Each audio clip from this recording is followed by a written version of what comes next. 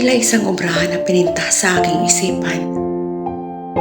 Ang bawat hugis ng iyong mukha. At tila ba nakadiit na sa aking isipan na sa bawat bahagi nito ay tila isang obra na aking ipinipinta. At sa aking isipan, ikaw at ako ay ang bida. Sa bawat larawan natin, tila ito'y palaisipan. At pinagtagpo tayo ng ating mga landas. Na ang dating sa aking isipan lamang, ngayon ay aking nasilayan. Na tila na sinasabi, di na maghihiwalay pa. Ngunit nagising ako sa katotohanan na di totoo ang pakay. At ito ba ay totoo, panaginip lamang?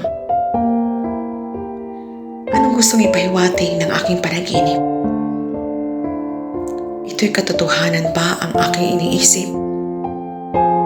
Ngunit ito isang hiram lamang. Isang hiram na sandali. Ibinigay ka sa akin. Ito'y babawiin muli. Ngayon, kahit sa aking panaginip, di rin kita maaangkin. At di ko rin makakamit ang iyong pag-ibig. Mainan pang di ko nalaman na ikaw ay aking iniibig. Sapagkat kahit sandali, ito'y di ko makakamit.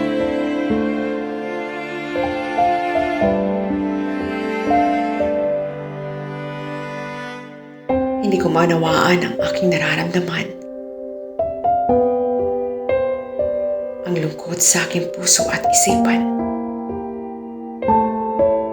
Sa kadahilanan ay iyong paglisan.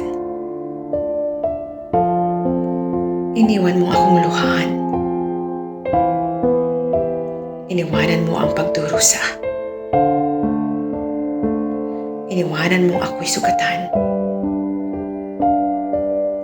Nababalot ang aking puso sa sakit at pagdadalamhati. Patuloy pagpatak ng mga luha na di ko kayang ikubli.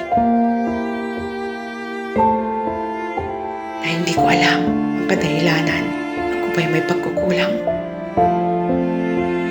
Ngunit bakit mas pinili mong manatili? Na kung lilisanin mo rin ako sa huli. Sana hindi na lamang ako naniwala sa una pa lamang. Sana mas naniwala ako sa aking nararamdaman at hindi ang aking nararamdaman. Sana pinili ko na lamang ako'y mag-isa.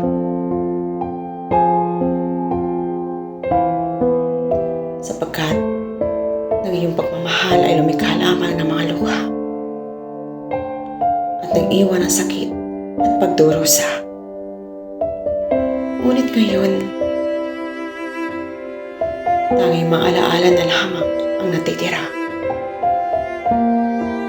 Wala na ang pangarap nating binuo. Na ang tahanan na binuo nating magkasama at pagmamahalan. Ang puso ko na iwan na sugatan at durog na durog. Ngunit ang aking sarili ay nakakulong sa mga rihas na kung saan ang puso ko ay dinaranas ang kalungkutan. Isipan ay nalilito sapagkat nakabilanggo ang aking puso. Nakala ko ikaw at ako'y hanggang wakas. Ngunit ngayon, umaasa ako na sana ito ang aking maisasalba. Sana ang aking puso ay muling mabuo at makalaya sa sakit na nararamdaman ko.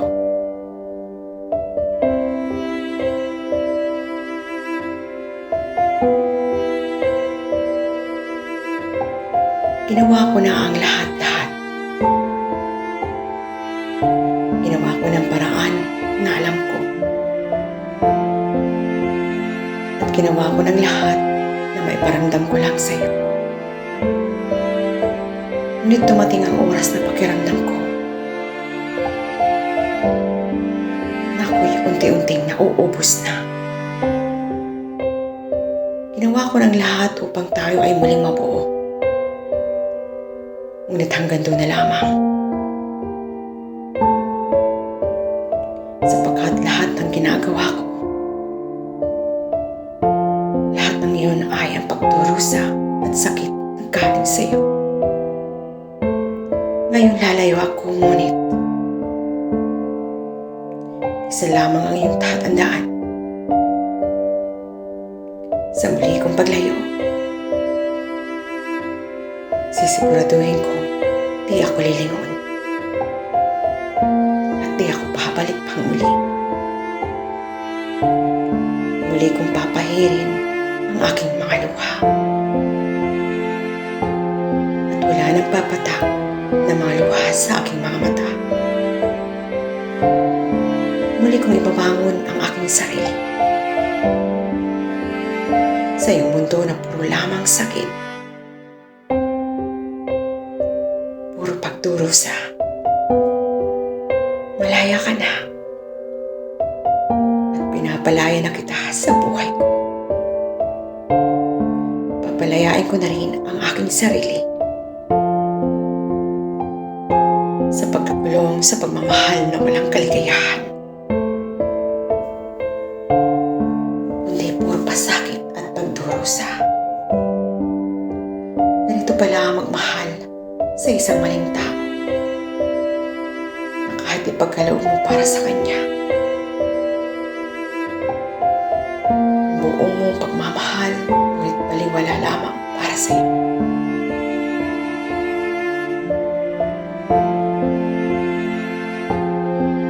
Ginawa ko na ang lahat-lahat. Ibinigay ko na ang paraan na alam ko para sa iyo.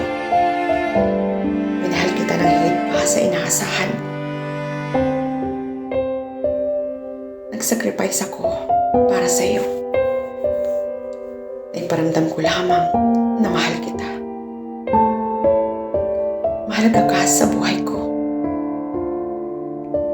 Ginawa ko ang lahat ng gusto mo upang maging masaya ka lamang. Na kahit alam kong sa paraan na yun, ako naman ang masasaktan. Pinilit kong unawain ka. Pinilit kong intindihin ka. Ngunit lahat ng aking ginawa, ang lahat ay kapalit ay ang sakit at pagdurusa ko.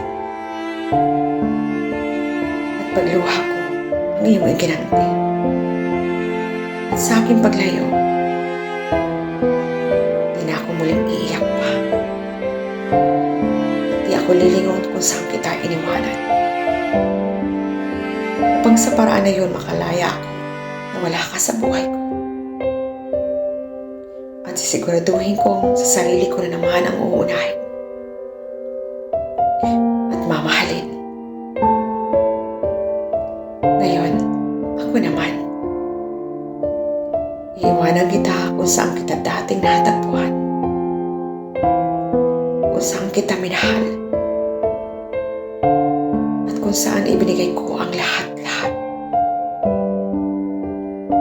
Kasi pagod na ako. Pagod na akong mahalin ka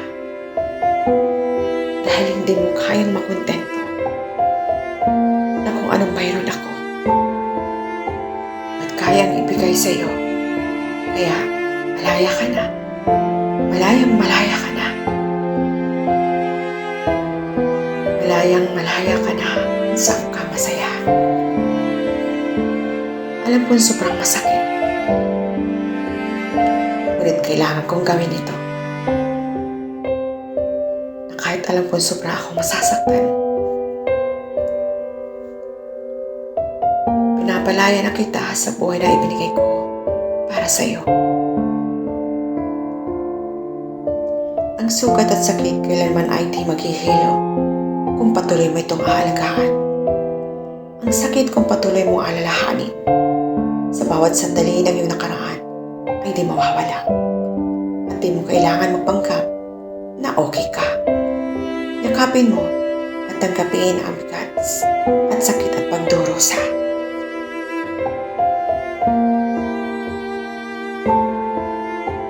Umiyak ka hanggang unti-unti itong mawawala sa puso mo at makaya mo muling bumangon sa sakit na kanyang pagkawala. Dahil ang totoo sa bawat sugat hihilom at gagaling at ito'y magiging pilat na lamang. At ang natitira ay ang mga alaala na lamang. Ang sarap magmahal, ang sakit masaktan. Kahit ibinigay mo, hindi makontento sa iyo. Na kahit pinagkaloob mo na ang lahat-lahat, ngunit kulang pa rin para sa kanya. Ano nga bang basehan ng totoong pag-ibig at totoong pagmamahal? Yung ibinigay mo ang lahat-lahat. May mga nagmamahala na hindi makontento kung anong mayroon ang kanyang kasama. May mga nagmamahal naman, masaya na kung anong kayang ibigay ng kanyang kapareha. Ang masakit lang ho, ibinigay mo na ang lahat-lahat. Ngunit, ito'y kulang pa rin para sa kanya at hinanap niya sa iba ang pagkukulang ng kanyang minamahal. Mahirap maghilom ang sugat. Minsan, mahirap ibalik ang nawala sa iyo dahil sa nakaraan. Dahil sa sugat na sanhi ng pagmamahal na hindi makontento kung anong kayang ibigay mo para sa kanya. Malibang ibigay mo ang lahat-lahat ng pagmamahal mo sa kanya. Malibang ibigay mo kung anong karapat-dapat para sa kanya. O talagang siya ang hindi naging masaya kung ano ang tama at dapat para sa kanya. Guys, maraming salamat at alam ko maraming nakaka-relate sa sitwasyon na to sa aking ginawang spoken today. At maraming pong salamat sa mga lahat nagsusupport sa aking channel at sa walang sawang nagsusupport. Sa mga hindi pa ako nag-subscribe, please subscribe and like and share and comment sa aking lahat ng aking mga content.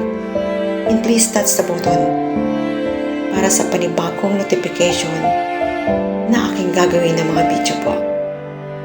At shoutout po sa lahat ng aking team na walang sawa nagsusupport. At sa lahat ng mga naghihila ng aking buntot, sa lahat ng aking GC. At marami pong salamat sa inyong lahat. And sana po kayo ng panig na mundo. Maraming salamat. At mag-iingat po kayo parati. God bless po sa inyong lahat. And take care always and God bless everyone. Bye!